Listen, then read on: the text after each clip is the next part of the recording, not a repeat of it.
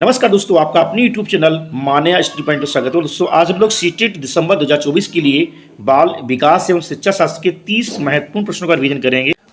और दोस्तों ये सारे प्रश्न विगत वर्षों की परीक्षाओं में बार बार पूछे जा रहे हैं। तो दोस्तों अगर आप हमारे चैनल पर पहली बार आए हैं तो प्लीज़ आप इसको सब्सक्राइब कर लीजिए, जिससे हमारे आगे वीडियो को मिलते रहें। तो देखते हैं दोस्तों पहला प्रश्न दोस्तों है, बच्चों में ज्ञान की रचना करने और अर्थ निर्माण करने की क्षमता होती है। इस परिप्रेक्ष्य में एक शिक्षक की भूमिका क्या है? तो पहला दोस्तों है संप्रेषक और व्याख्याता की, सेकंड सुगमकर्ता की, थर्ड निर्देशक की, फोर्थ तालमेल बैठाने वाले की। दोस्तों बच्चों में ज्ञान रचना एवं अर्थ निर्माण की क्षमता विकसित करने हेतु एक शिक्षक की भूमिका सुगमकर्ता के रूप में होनी चाहिए। तो यहाँ जो हमारा राइट आंसर है वो ऑप्शन सेकंड दोस्तों है सुगमकर्ता। नेक्स्ट है, इनमें से कौन सी विशेषता प्रतिभाशाली बच्चों की नहीं होती है? तो पहला है उच्च आत्म क्षमता, सेकंड निम्न औसती मानसिक प्रक्रियाएं, थर्ड अंतर्दृष्टिपूर्वक समस्याओं का समाधान करना, फोर्थ उच्चतर श्रेणी की मानसिक प्रक्रियाएं। दोस्तों कॉल्सनिक का विचार था कि वह हर एक बच्चा जो अपनी आयु स्तर के बच्चों में किसी योग्यता में अधिक हो तथा जो हमारे समाज के लिए अपने कार्यों पर योगदान दे सके वह प्रतिभाशाली बालक कहलाता है। और अतः जो औसत मानसिक प्रक्रियाएं हैं ये प्रतिभाशाली बालक की विशेषता नहीं है। तो यहाँ जो हमारा राइट आंसर दोस्तों है वो ऑप्शन सेकंड दोस्तों है, प्रतिभाशाली बच्चों की जो विशेषता नहीं है दोस्तों वो है निम्न औसती मानसिक प्रक्रियाएं। अगला है, कोहल वर्ग के सिद्धांत के पूर्व परंपरागत स्तर के अनुसार कोई नैतिक निर्णय लेते समय एक व्यक्ति निम्नलिखित में से किस तरह प्रवृत्त होगा? तो पहला दोस्तों है व्यक्तिगत आवश्यकताएं तथा इच्छाएं, सेकंड व्यक्तिगत मूल्य, थर्ड पारिवारिक अपेक्षाएं, फोर्थ अंतर्निहित संभावित दंड। दोस्तों कोहल वर्ग के सिद्धांत के पूर्व परंपरागत स्तर में बालकों में नैतिक तर्कणा का आधार दूसरों के मानकों से निर्धारित होता है और वह बड़ों के प्रति सम्मान दिखाता है ताकि उसे दंड ना मिले। अतः इस स्तर पर नैतिक निर्णय लेते समय एक व्यक्ति अंतर्निहित संभावित दंड की तरह प्रवृत्त रहता है। तो यहाँ दोस्तों जो राइट आंसर हमारा है वो ऑप्शन फोर्थ दोस्तों है अंतर्निहित संभावित दंड। अगला है, शिक्षार्थियों अधिगमकर्ता की वैयक्तिक विभिन्नताओं के संदर्भ में शिक्षिका को होना चाहिए। पहला है निगमनात्मक पद्धति के आधार पर समस्याओं का समाधान करना, सेकंड है कलन विधि का अधिकतर प्रयोग करना, थर्ड है याद करने के लिए शिक्षार्थियों को तथ्य उपलब्ध करवाना, फोर्थ विविध प्रकार की अधिगम परिस्थितियों को उपलब्ध करवाना। दोस्तों शिक्षण अधिगम प्रक्रिया के अंतर्गत शिक्षार्थियों को व्यक्तिगत विभिन्नताओं जो इंडिविजुअल डिफरेंसेस हैं उसके लिए संदर्भ में एक शिक्षिका को चाहिए कि वह विविध प्रकार की अधिगम परिस्थितियों को उपलब्ध कराए।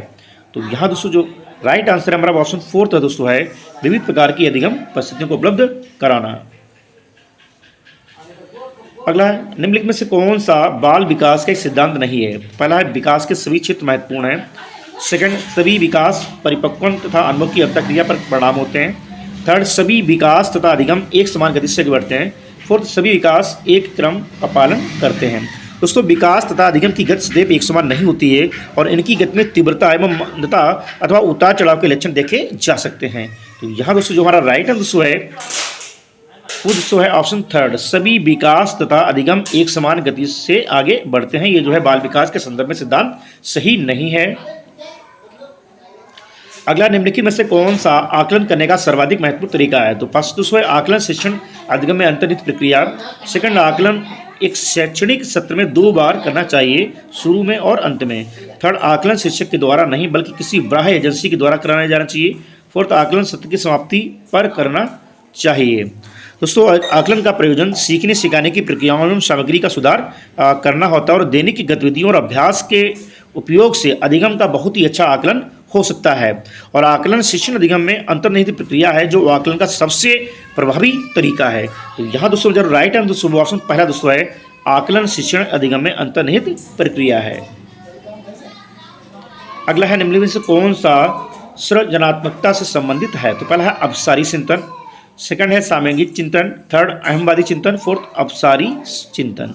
दोस्तों सृजनात्मकता व्यक्ति की वह योग्यता है जिसके द्वारा वह उन वस्तुओं या विचारों का उत्पादन करता है जो अनिवार्य रूप से नए हों और जिन्हें वह व्यक्ति पहले से न जानता हो। और चिंतन तभी प्रभावी माना जाता है जब विषय के बारे में पूर्व ज्ञान हो। अब सारी चिंतन का संबंध जो है सृजनात्मकता से होता है। तो यहाँ दोस्तों जो राइट हमारा ऑप्शन है वो ऑप्शन 4 है, अब सारी चिंतन। अगला है बच्चों के बारे में निम्नलिखित से कथनों में से किस कथन से वाइगोत्स्की सहमत होते हैं। तो पहला है, जब बच्चे तब सीखते हैं जब उनके लिए आकर्षक पुरस्कार निर्धारित किए जाएं। सेकंड, बच्चों की चिंतन को तब समझा जाता है जब प्रयोगशाला में पशुओं पर प्रयोग किया जाए। थर्ड, बच्चे जन्म से शैतान होते हैं और उन्हें दंड देकर नियंत्रित किया जाना चाहिए। और अगला दोस्तों है, बच्चे समवयस्कों और वयस्कों के साथ सामाजिक अंतःक्रियाओं के माध्यम से सीखते हैं। दोस्तों वाइगोत्स्की का विचार था कि बच्चों में संज्ञानात्मक विकास एक अंतर वैयक्तिक सामाजिक परिस्थिति में उत्पन्न होता है, जिसमें वे समवयस्कों और वयस्कों के साथ सामाजिक अंतःक्रियाओं के माध्यम से सीखते हैं। तो दोस्तों यहाँ जो हमारा जो राइट आंसर दोस्तों ऑप्शन 4 है, बच्चे समवयस्कों और वयस्कों के साथ सामाजिक अंतःक्रियाओं के माध्यम से सीखते हैं। अगला है बच्चों के बारे में। पहला दोस्तों चिंतन में वयस्कों की बात ही होते हैं और ज्यों वे बड़े होते हैं उनकी चिंतन गुणात्मक वृद्धि होती है। सेकंड, खाली बर्तन के समान होते हैं जिसमें बड़ों के द्वारा ज्ञान भरा जाता है। थर्ड, निष्क्रिय जीव होते हैं जो प्रदत्त सूचनाओं को ज्यों की त्यों प्रतिलिपि रूप में प्रस्तुत करते हैं। फोर्थ, जिज्ञासु प्राणी होते हैं जो अपने चारों ओर के जगत को खोजने के लिए अपने ही तर्कों क्षमताओं का उपयोग करते हैं। दोस्तों वृद्धि और विकास की मंजिल जैसे जैसे बच्चों की उम्र बढ़ती है उनमें विभिन्न सामाजिक, मानसिक, शारीरिक, संवेगात्मक परिवर्तन आते रहते हैं और बच्चे जिज्ञासु स्वभाव के होते हैं, इसलिए वे अपने चारों ओर के जगत को खोजने के लिए अपने ही तर्कों क्षमताओं का उपयोग करते हैं। तो दोस्तों यहाँ जो हमारा राइट आंसर दोस्तों है बच्चों के बारे में वो ऑप्शन 4 दोस्तों है, जिज्ञासु प्राणी होते हैं जो अपने चारों ओर के जगत यानी कि वातावरण को खोजने के लिए अपने ही तर्कों क्षमता का उपयोग करते हैं। और नेक्स्ट दोस्तों है बच्चों की त्रुटियों के बारे में निम्नलिखित में से कौन सा कथन सत्य है। तो पहला दोस्तों बच्चों की त्रुटियां उनकी सीखने की प्रक्रिया का अंग है। सेकंड है, बच्चे जब त्रुटियां करते हैं जब शिक्षक सौम्य हो और उन्हें त्रुटियां करने पर दंड ना देता हो। थर्ड, बच्चों की त्रुटियां शिक्षक के लिए महत्वहीन है और उसे चाहिए कि उन्हें काट दें और उन पर अधिक ध्यान ना दें। फोर्थ है, असावधानी के कारण बच्चे त्रुटियां करते हैं। दोस्तों बच्चों की त्रुटियां उनके सीखने की प्रक्रिया का अंग मानी जाती हैं। तो दोस्तों यहाँ जो हमारा जो राइट आंसर दोस्तों है वो ऑप्शन पहला दोस्तों है, बच्चों की त्रुटियां उनकी सीखने की प्रक्रिया का अंग हैं।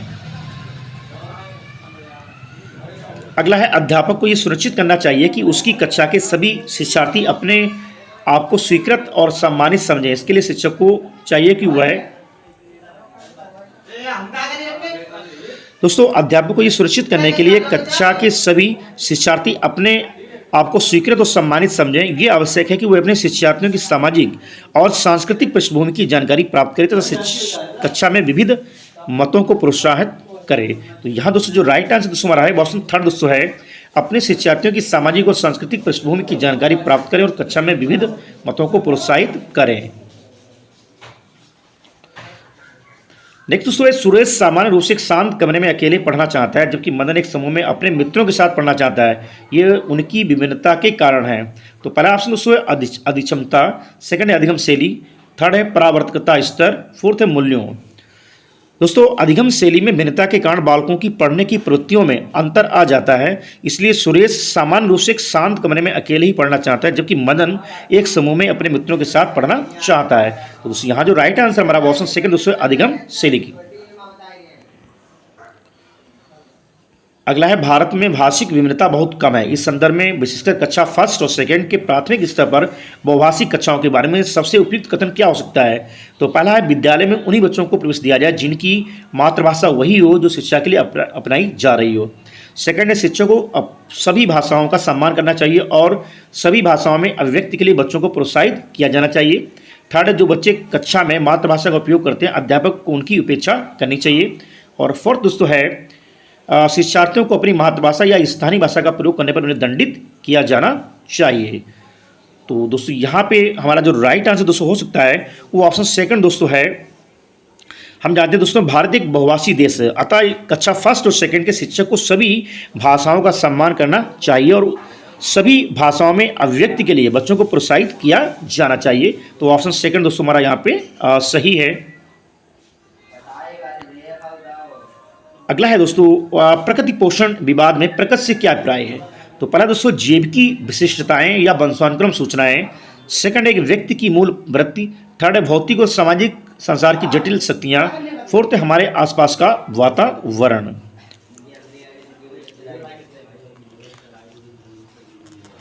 दोस्तों यहां पे हमारा जो राइट आंसर दोस्तों हमारा है वो ऑप्शन दोस्तों पहला दोस्तों है जैविकी विशिष्टताएं या वंशानुक्रम सूचनाएं। दोस्तों प्रकृति पोषण विवाद में प्रकृति से अभिप्राय जैविक विशिष्टताओं या वंशानुक्रम सूचनाओं से होता है। नेक्स्ट दोस्तों जन संचार माध्यम सामाजिकरण का एक महत्वपूर्ण माध्यम बनता जा रहा है और नीचे दिए गए कथनों में से कौन सा सबसे उपयुक्त कथन है। तो पहला दोस्तों सामाजिकरण केवल माता पिता और परिवार के द्वारा किया जाता है। सेकंड जन संचार माध्यमों की पहुंच बढ़ रही है और जन संचार माध्यम अभिव्यक्तियों मूल्यों और विश्वासों को प्रभावित करता है। थर्ड है बच्चे संचार माध्यम के साथ प्रत्यक्ष रूप से अंतःक्रिया नहीं कर सकते हैं। और फोर्थ दोस्तों है संचार माध्यम पदार्थों के विज्ञापन और बिक्री के लिए एक माध्यम होता है। दोस्तों यहाँ जो राइट आंसर दोस्तों वो ऑप्शन सेकंड दोस्तों है जन संचार माध्यमों की पहुंच बढ़ रही है और जन संचार माध्यम अभिव्यक्तियों और मूल्यों और विश्वासों को प्रभावित करता है। अगला है बच्चे किस प्रकार सीखते हैं, नीचे दिए गए कथनों में से कौन सा इस प्रश्न के विषय में सही नहीं है। तो पहला है बच्चे तब सीखते हैं जब वे संज्ञानात्मक रूप से तैयार होते हैं। सेकंड बच्चे अनेक प्रकार से सीखते हैं। थर्ड बच्चे सीखते हैं क्योंकि वे स्वाभाविक रूप से प्रेरित होते हैं। फोर्थ बच्चे केवल कक्षा में सीखते हैं। दोस्तों बच्चे केवल कक्षा में सीखते हैं, बच्चों के सीखने के विषय में ये कथन सही नहीं है क्योंकि बच्चे कक्षा में या कक्षा के बाहर सदैव कुछ न कुछ सीखते रहते हैं। तो यहाँ पर राइट आंसर दोस्तों ऑप्शन फोर्थ हमारा बच्चे केवल कक्षा में सीखते हैं, जो ये जो है प्रश्न के संदर्भ में सही नहीं है। अगला है प्राथमिक विद्यालय शिक्षक को अपने शिक्षार्थियों को प्रेरित करने के लिए इनमें से कौन सी रणनीतियों को अपनाना चाहिए। तो पहला है प्रत्येक गतिविधि की प्रेरक रूप में प्रोत्साहन पुरस्कार और दंड का उपयोग करना चाहिए। सेकंड बच्चों को उनकी रुचियों के अनुसार अपने लक्ष्य निर्धारित करने और उनको पाने के उद्यम में सहायता करना। थर्ड है पूरी कक्षा के लिए मानक लक्ष्य निर्धारित करना और उनकी उपलब्धि के आकलन के लिए कठोर मानदंड निर्धारित करना। और फोर्थ दोस्तों प्रत्येक शिक्षार्थी में अंक लाने के लिए स्पर्धा को प्रोत्साहित करना। दोस्तों प्राथमिक विद्यालयों के शिक्षार्थियों को प्रेरित करने के लिए शिक्षक को ये ध्यान रखना आवश्यक होता है कि बच्चों को उनकी रुचियों के अनुसार अपने लक्ष्य निर्धारित करने और उन्हें पाने के उद्यम में सहायता करें। तो यहाँ राइट आंसर ऑप्शन हमारा सेकंड दोस्तों। नेक्स्ट निम्नलिखित में से कौन सा सामाजिकरण का एक प्रमुख कारक है। तो पहला है कंप्यूटर, सेकंड है अनुवांशिकता, थर्ड राजनीतिक दल, फोर्थ है परिवार।